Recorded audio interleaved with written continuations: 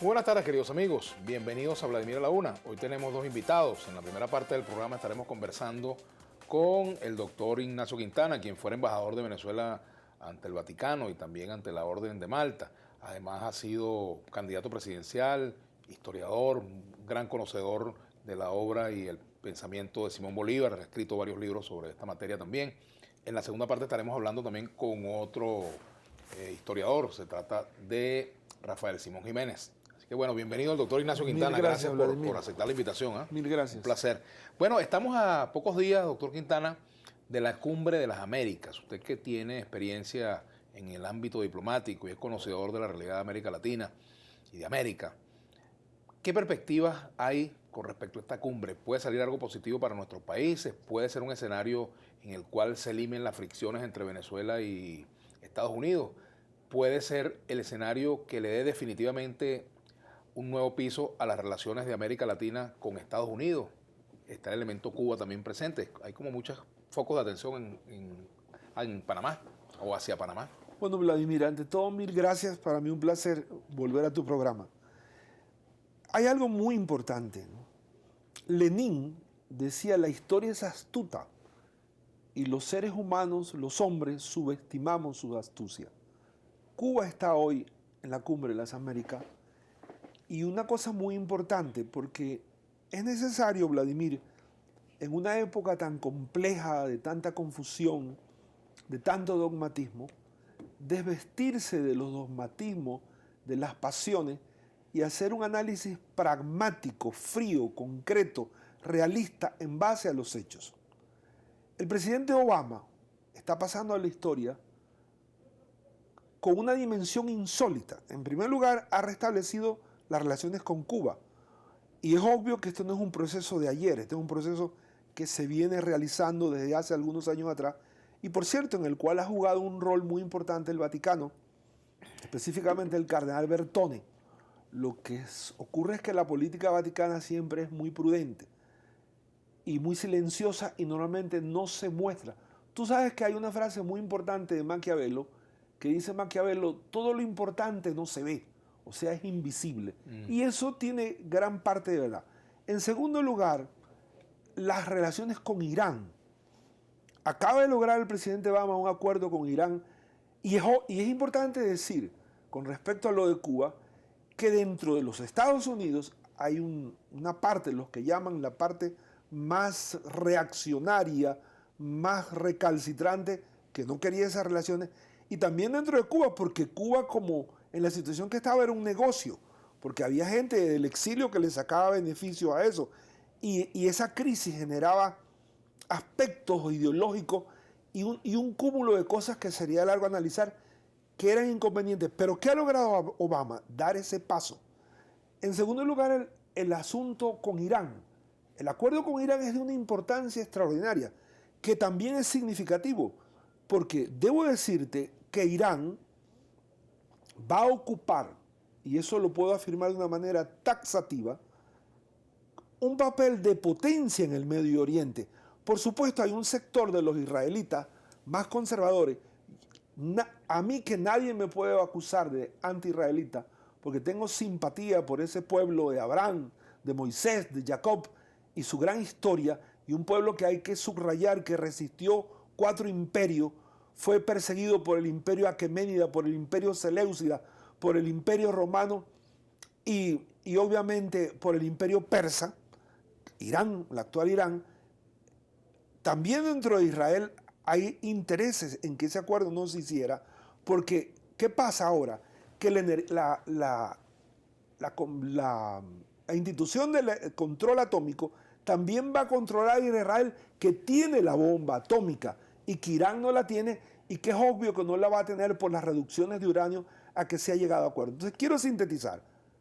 Cuba, Irán, el desmantelamiento de una guerra en Irak. Entonces el presidente Obama está realizando una tarea similar a la que hizo el presidente Nixon en el año 1971, cuando había aquella crisis con Moscú y China, y cogió un avión y fue para Moscú y fue para China. Conectemos con la realidad venezolana. Venezuela es un país que ha tenido tradicionalmente una buena relación con los Estados Unidos. Es una torpeza, es un desatino no tener buenas relaciones con los Estados Unidos. Primero porque... Pero eso es como el tango, lo bailan dos. Sí, como no, lo bailan dos. Lo bailan dos y voy a explicar, a eso voy.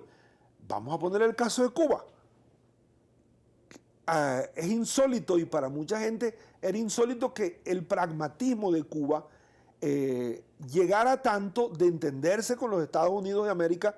Eso era una cosa insólita, inconcebible. Ahora, voy al caso concreto de Venezuela porque es importante. Venezuela está en unas condiciones extraordinarias de entenderse con los Estados Unidos. El tango lo bailan dos. Para referirnos a una cosa concreta, esa sanción que recientemente emitió el presidente Obama, no nos olvidemos que antes hubo una gran provocación de Venezuela expulsando a los diplomáticos norteamericanos. Entonces, voy a decir algo muy concreto. El presidente Maduro debería entenderse con los Estados Unidos porque eso es conveniente para los intereses de Venezuela. Él tiene ahí el espejo de Cuba, tiene el espejo de Irán, y voy a conectarte con algo muy importante que es significativo que abramos los ojos. Irán ahora se va a incorporar en la producción petrolera al mercado mundial. Los Estados Unidos están produciendo 6 millones de barriles diarios, igual que Arabia Saudita. E Irán va a producir 6 millones de barriles también porque tiene esa capacidad. El petróleo va a llegar a $20. Te lo estoy diciendo aquí con toda seriedad. ¿Qué debería hacer el presidente Maduro? Lo que hizo Nixon, irse para Washington.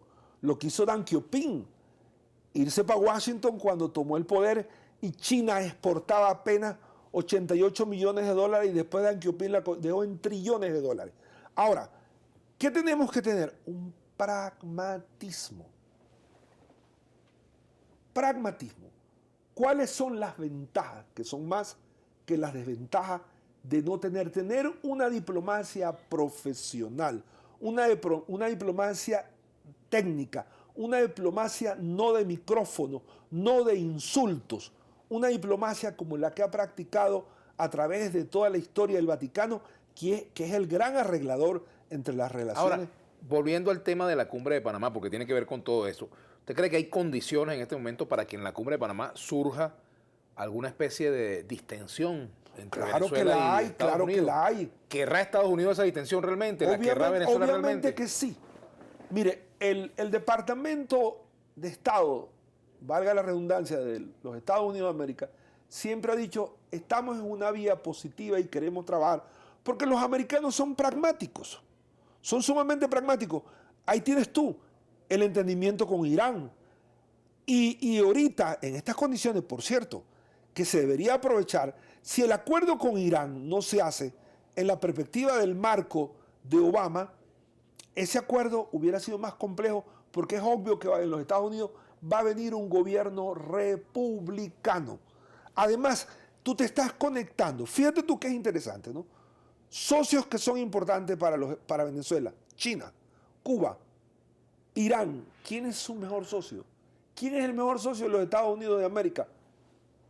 Los chinos.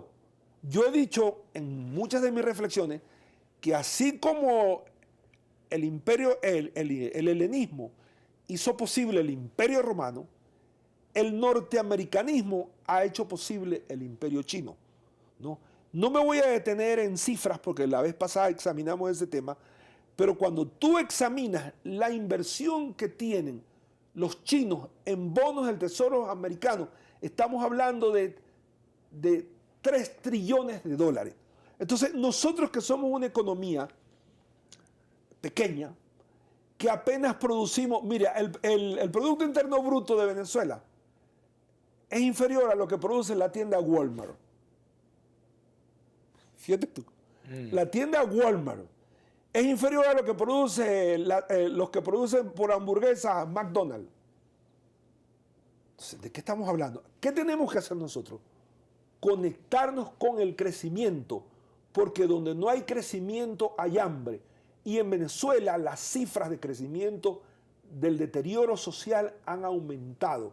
Nosotros hemos desaprovechado, y con toda la buena fe del mundo, porque a mí me duele mi país, como te duele a ti, como nos duele a todos, como le duele al presidente actual. Nosotros tenemos que buscar se llame como se llame, no importa cómo se llame, que los imperios tienen complejidades, las han tenido desde el primer imperio que fue el imperio Akkad en el siglo 24 a.C., ¿no? Que yo no voy a cometer la estupidez, porque no soy estúpido, de no reconocer las invasiones que ha hecho los Estados Unidos a Nicaragua, a República Dominicana, la presencia en Cuba hasta 1934. Todo eso es una realidad.